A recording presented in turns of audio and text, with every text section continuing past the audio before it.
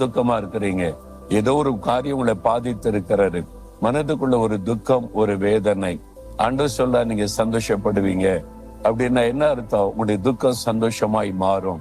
என் மகனே, என் மகளே, இப்ப நீ துக்கத்துல இருக்கல, இல்ல நீ சந்தோஷப்படுவ. இன்றைக்கு நான் உன்னை சந்தோஷப்படுத்துவேன்.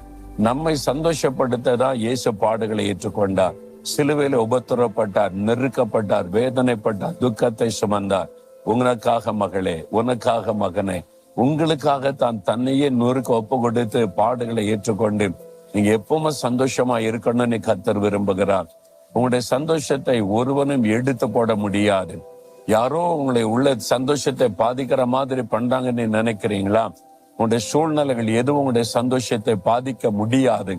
இயேசு கொடுக்கிற சந்தோஷம் நிலையானது. என்ன நடந்தாலும் இந்த சந்தோஷம் உள்ளத்துக்குள்ள இருந்து கொண்டே இருக்கும். அந்த சந்தோஷம் தான் இயேசு தருகிற சந்தோஷம். அதுக்குதான் சிலுவையில ரத்தம் சிந்தினார். அந்த இயேசு உள்ளத்துல வந்துட்டா அந்த மெய்யான சந்தோஷம் வந்துரும் பாருங்க. அதை யாரும் எடுக்க முடியாது, அசைக்க முடியாது. அந்த சந்தோஷம் உங்களுக்கு இருக்கிறா? இல்லாட்டா இன்னைக்கு இயேசுவே என் உள்ளத்துல வாங்க, நிலையான சந்தோஷத்தை எனக்கு தாங்க.